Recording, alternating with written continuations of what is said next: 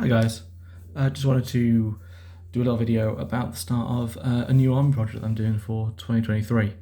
So what I'm doing is I'm doing Iron Hills, but I'm making them from Warriors of Khazad-dûm.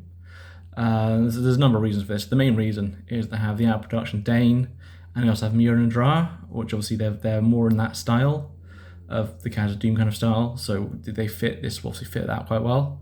The other reason is obviously they're a lot cheaper, because a box of 24 warriors is just under 30 quid, whereas like 3 normal warriors of Iron Guard on Forge are like 22.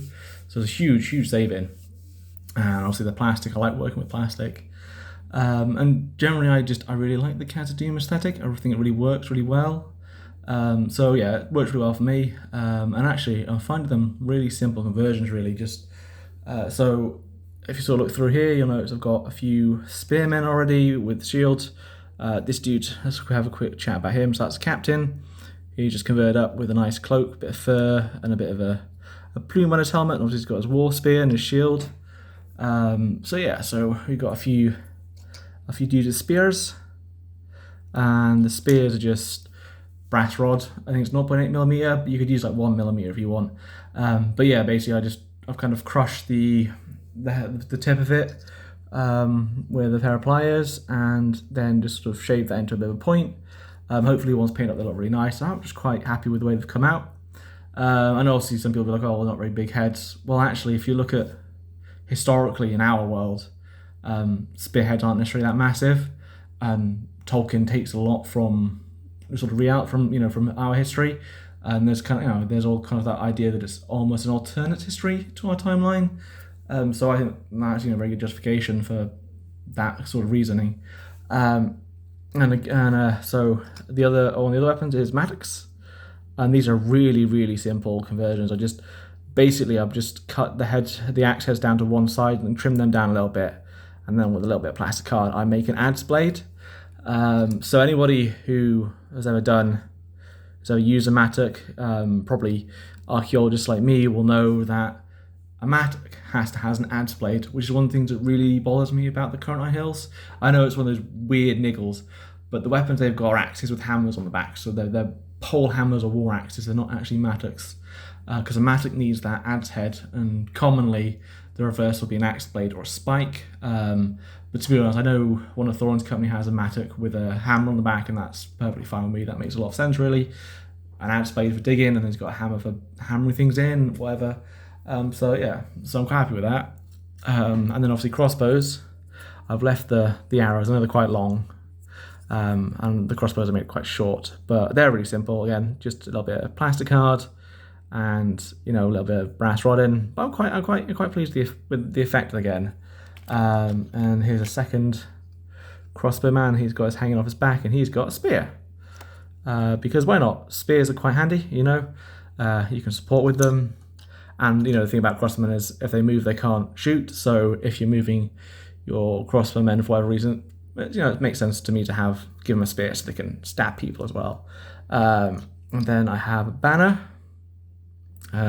Anyone who's following me on Twitter will have known that I originally put it on a crossbowman, and then I realised that actually that wasn't very sensible, because I want my banner to follow around the guys that are going to be doing the fighting. And crossbowmen, I kind of want to stick back and shoot at people. So I was like, well, actually, I'll just give them a shield. Much more sense. They've got that. Is it defense 8 they go up to? It's ridiculous. They're ridiculously high defense, and they've got like strength 4 as well. So they're a very tough army. And they're also very expensive warriors, which is the thing I think with the 3 heroes I've already got and painted up, and the captain, and sort of 23. I think I've got another warrior on the way from somebody online, so that should make 24. So I'm looking about 600, 700 points worth of models for. So that, that's going to be a pretty decent army, I think. So quite excited about that. Obviously, I'm still a fair way off that. I've still got plenty to finish. My Custodes army. Nice to start them, and I've also got an aeronautical pillar house Thunderhawk at the back there. So anyway, just the last sort of conversion I'm going to talk about is these 2 chaps with sword and shield. So I think that's the basic war gear, is a sword and a shield. So that one's from Rohan Dude. Again, this is just me rating my bits box, and that I think is from a Gondorian person. But I kind of like the fact that the swords are a little bit different, you know. I quite like the idea that, you know, dwarves are quite good smiths. Maybe, you know, so someone putting their own spin on things, different smiths, whatever. Who knows? I mean, maybe these guys are trading with Gondor or Rohan or similar sort of cultures, you know. So that's maybe why they've got those styles. And I know a lot of people go, oh, well, they're quite long swords. I mean, obviously they're just a standard like human, you know, arming sword or whatever. But to me, it doesn't make sense for a dwarf to have a short sword. I guess maybe if you're tunnel fighting, but certainly on an open battlefield where these guys are going to be doing most of their fighting. And anyway, if you're like me and you follow Shadiversity, you'll have seen his bit about what weapons to give dwarves. I quite like the idea of the falchion that he was talking about, but I've just gone for the sort of like the standard sort of, you know, medieval, you know, European straight sword, because I quite like that sort of sword. It looks quite cool to me. You can stab with it, you can cut with it. To me, it's quite a versatile thing.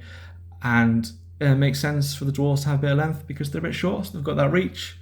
And, you know, dwarves, I mean, certainly the Iron Hills dwarves at strength 4, they're probably stronger than a normal man, and dwarves, in fact, are generally comparable-ish to humans. So, I mean, a sword like that is only 1.5 kilos at most, I'd think. So, very, very wieldable, very, you know, and obviously there's a lot of weight in the pommel to counterbalance it. So, it's very easy for a dwarf to wield like that, very practical.